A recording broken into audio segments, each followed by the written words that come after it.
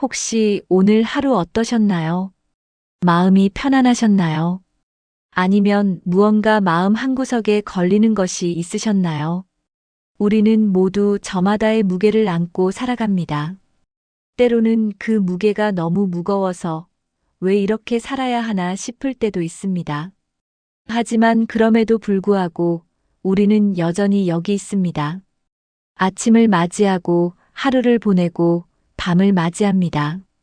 오늘은 그 무게에 관한 이야기를 하려고 합니다. 특히 마음속에 남아있는 상처에 관한 이야기입니다.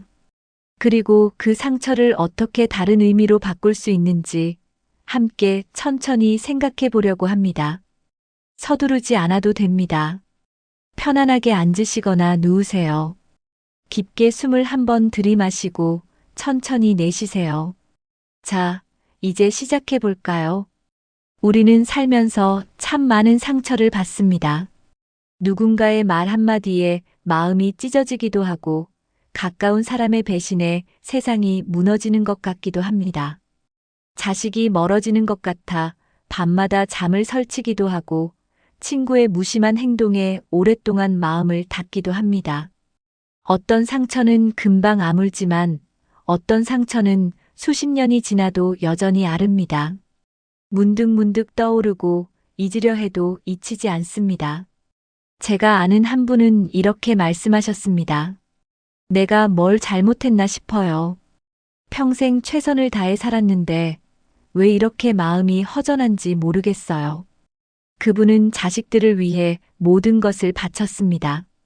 하지만 자식들은 각자의 삶이 바빠서 명절에도 잠깐 들렀다 가곤 합니다. 그분은 서운하다는 말조차 하지 못했습니다.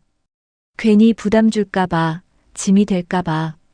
또 다른 분은 오랜 친구와의 오해로 연락을 끊고 살고 계십니다. 사실 그 오해는 작은 것이었습니다. 누군가 먼저 손을 내밀었다면 풀릴 수 있는 일이었습니다.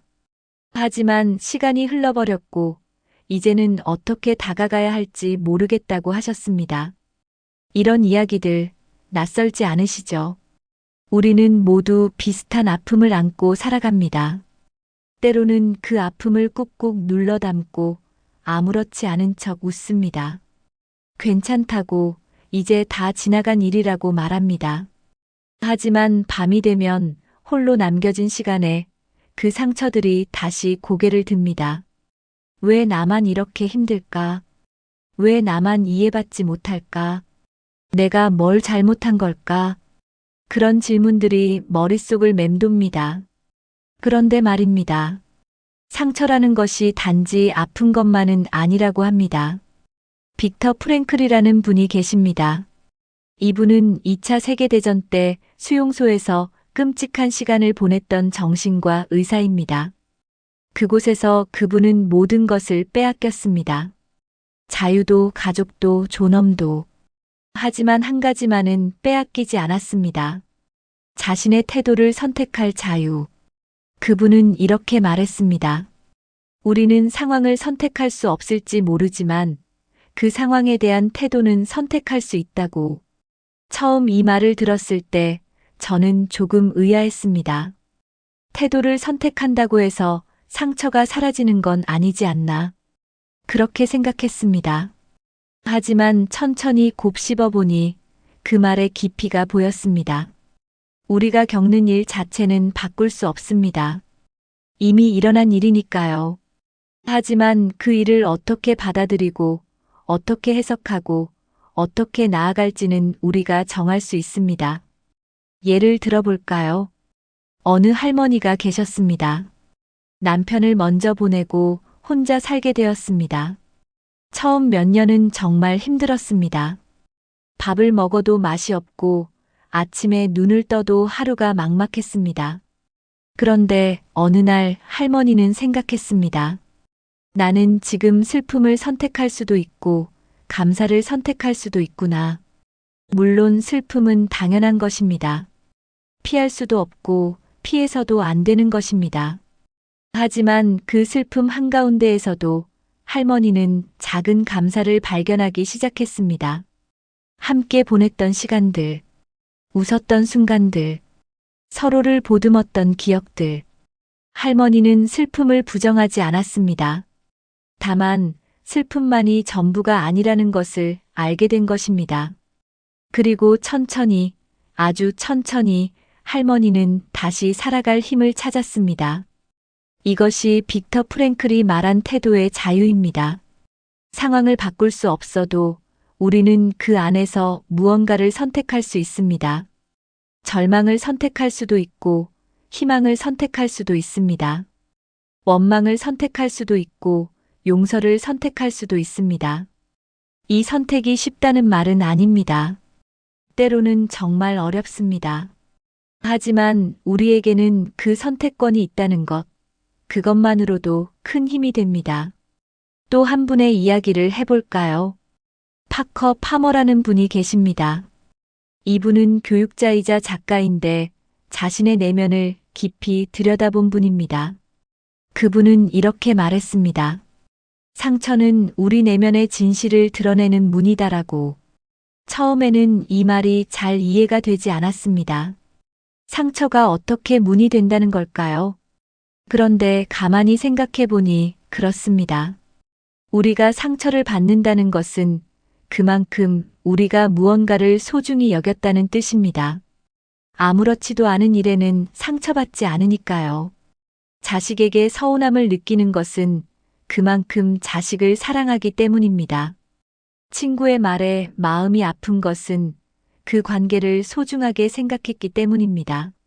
상처는 우리가 무엇을 원하고 무엇을 바라고 무엇을 소중히 여기는지 알려줍니다. 한 할아버지의 이야기입니다. 그분은 평생 성실하게 일했습니다. 회사에서도 인정받고 가족도 잘 부양했습니다. 그런데 정년퇴직을 하고 나니 갑자기 자신이 쓸모없는 사람처럼 느껴졌습니다. 아무도 자신을 찾지 않고 아무도 자신을 필요로 하지 않는 것 같았습니다. 그래서 마음이 무척 아팠습니다. 그런데 어느 날 할아버지는 깨달았습니다. 이 상처는 사실 자신이 필요한 사람이고 싶다는 깊은 바람을 드러내는 것이라고. 자신이 여전히 누군가에게 의미 있는 존재이고 싶다는 마음을 보여주는 것이라고. 그 깊은 바람을 알고 나니 할아버지는 달라졌습니다. 회사에서 필요한 사람이 아니어도 괜찮다고 생각했습니다. 대신 동네 복지관에서 봉사를 시작했습니다. 자신보다 더 어려운 어르신들을 도왔습니다. 그러자 다시 자신이 필요한 사람이라는 느낌을 받을 수 있었습니다. 상처는 이렇게 우리 내면의 진짜 목소리를 들려줍니다. 그 목소리에 귀 기울일 때 우리는 자신을 더 깊이 이해하게 됩니다. 그리고 그 이해는 치유의 시작이 됩니다. 마지막으로 법정 스님의 이야기를 해볼까요? 법정 스님은 평생 단순하고 고요한 삶을 사셨습니다. 많은 것을 소유하지 않았고 많은 말을 하지도 않았습니다. 하지만 그분의 삶과 글은 수많은 사람들에게 깊은 울림을 주었습니다. 스님은 비움에 대해 자주 말씀하셨습니다. 우리가 무언가를 꽉 쥐고 있을 때 우리는 자유롭지 못합니다. 상처도 마찬가지입니다. 상처를 꽉 쥐고 있으면 우리는 그 상처에 묶여버립니다. 하지만 놓아줄 때 우리는 가벼워집니다. 물론 놓아준다는 것이 잊는다는 뜻은 아닙니다. 그냥 없었던 일로 한다는 뜻도 아닙니다. 놓아준다는 것은 그것이 나의 전부가 되지 않도록 하는 것입니다. 내 마음의 한 부분이 될 수는 있지만 내 마음 전체를 차지하지 않도록 하는 것입니다. 어느 할머니의 이야기입니다. 그분은 오랫동안 형제와 사이가 좋지 않았습니다. 재산 문제로 다퉜고 서로 원망하며 지냈습니다. 할머니는 밤마다 그 일을 떠올리며 화가 났습니다. 그런데 나이가 들면서 할머니는 깨달았습니다. 이 원망이 자신을 더 힘들게 하고 있다는 것을, 원망을 안고 사는 것이 얼마나 무거운 일인지를. 그래서 할머니는 결심했습니다. 원망을 내려놓기로, 형제를 용서하기로 한 것은 아닙니다. 그저 그 일에 더 이상 자신의 에너지를 쓰지 않기로 한 것입니다. 그러자 신기하게도 마음이 가벼워졌습니다. 형제와의 관계는 예전처럼 돌아가지 않았지만 할머니는 그것으로 괜찮았습니다. 마음의 평화가 더 중요하다는 것을 알았으니까요.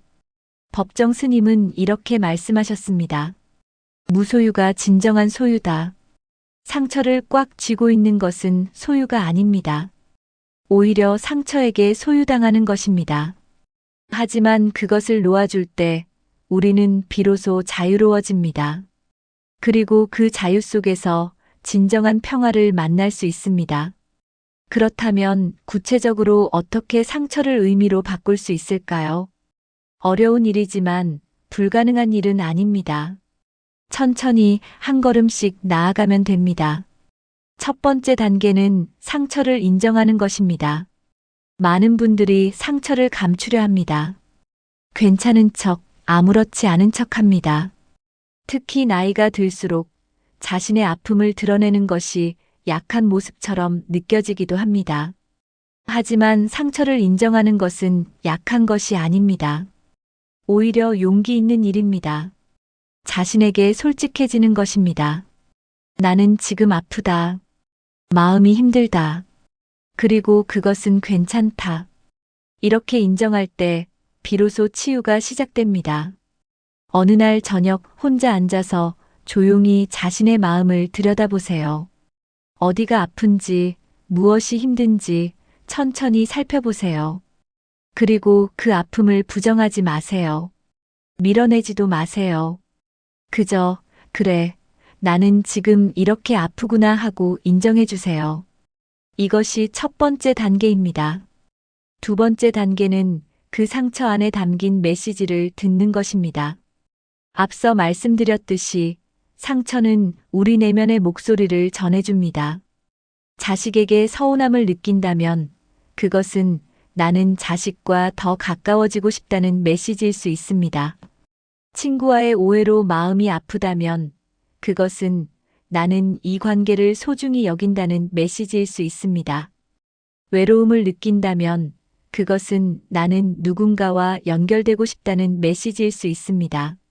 상처는 단순히 아픔으로 끝나지 않습니다. 그 안에는 우리의 바람, 우리의 필요, 우리의 가치관이 담겨 있습니다. 그 메시지를 들어주세요. 아, 내가 정말 원하는 것은 이것이구나. 내가 소중히 여기는 것은 이것이구나.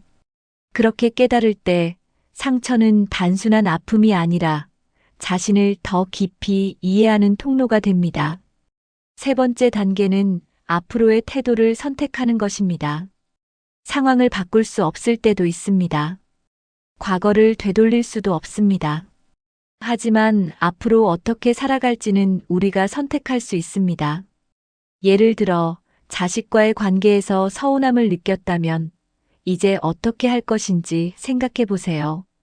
계속 서운해하며 지낼 것인가 아니면 작은 변화를 시도해 볼 것인가. 혹시 자식에게 먼저 연락해 볼 수도 있습니다. 짧은 문자 하나, 전화 한 통이면 됩니다. 요즘 어떻게 지내니 하는 간단한 말 한마디가 관계를 조금씩 회복시킬 수 있습니다. 혹은 자식에게 기대하는 마음을 조금 내려놓을 수도 있습니다. 자식은 자식의 삶이 있으니까요. 그 대신 자신의 삶에 더 집중할 수도 있습니다. 취미를 찾거나 친구를 만나거나 새로운 것을 배울 수도 있습니다. 어떤 선택이든 그것은 여러분의 것입니다. 빅터 프랭클의 말처럼 우리에게는 태도를 선택할 자유가 있습니다. 그 자유를 사용하세요. 작은 것부터 시작하세요. 오늘 하루 조금 더 웃어보기로 선택할 수도 있습니다. 오늘 밤 원망 대신 감사를 떠올려 보기로 선택할 수도 있습니다. 내일 누군가에게 먼저 손을 내밀어 보기로 선택할 수도 있습니다. 이런 작은 선택들이 모여서 우리의 삶을 조금씩 바꿔나갑니다. 그리고 그렇게 상처는 의미로 바뀌어 갑니다. 상처를 의미로 바꾼다는 것은 상처를 없애는 것이 아닙니다. 상처는 여전히 거기 있을 수 있습니다. 때때로 아플 수도 있습니다. 하지만 그 상처가 우리를 정의하지는 않습니다. 오히려 그 상처를 통해 우리는 더 깊어지고, 더 단단해지고, 더 지혜로워집니다. 상처는 우리가 살아온 증거입니다. 우리가 사랑했고, 노력했고, 살아남았다는 증거입니다. 그리고 그것은 부끄러운 것이 아닙니다. 오히려 자랑스러운 것입니다. 오늘 밤 이 말씀을 드리고 싶습니다. 당신은 잘 버텨왔습니다. 평생 동안 수많은 어려움을 겪었을 것입니다. 아픔도 있었고, 외로움도 있었고, 서운함도 있었을 것입니다. 하지만 그럼에도 불구하고 당신은 여전히 여기 있습니다. 그것만으로도 당신은 대단한 사람입니다. 상처는 당신의 약점이 아닙니다. 오히려 당신이 살아온 삶의 증거입니다. 당신이 사랑했다는 증거입니다. 당신이 누군가를 소중히 여겼다는 증거입니다. 당신이 진심으로 살았다는 증거입니다.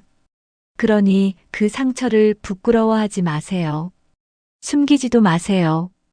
대신 그 상처를 통해 자신을 더 깊이 이해하세요. 그리고 앞으로 어떻게 살아갈지 천천히 선택해 나가세요. 혼자가 아닙니다. 많은 사람들이 비슷한 아픔을 안고 살아갑니다. 우리는 모두 상처를 가진 채로 그럼에도 불구하고 계속 걸어가는 사람들입니다. 그리고 그 걸음 하나하나가 의미 있는 것입니다. 오늘 밤 잠들기 전에 자신에게 이렇게 말해보세요. 나는 잘 살아왔어. 앞으로도 잘 살아갈 거야. 그리고 깊게 숨을 들이마시고 천천히 내쉬세요. 마음이 조금 가벼워지는 것을 느껴보세요. 상처는 언젠가 당신의 가장 큰 스승이 될 것입니다. 그리고 그 가르침을 통해 당신은 더 나은 사람이 될 것입니다. 오늘 밤 이 시간을 함께 해주셔서 다시 한번 감사드립니다. 편안한 밤 되시길 바랍니다. 당신의 마음에 평화가 깃들기를, 그리고 내일 아침 조금 더 가벼운 마음으로 하루를 시작하실 수 있기를 바랍니다. 여러분의 마음에 위로와 격려가 되길 바랍니다. 구독과 좋아요로 응원해주세요.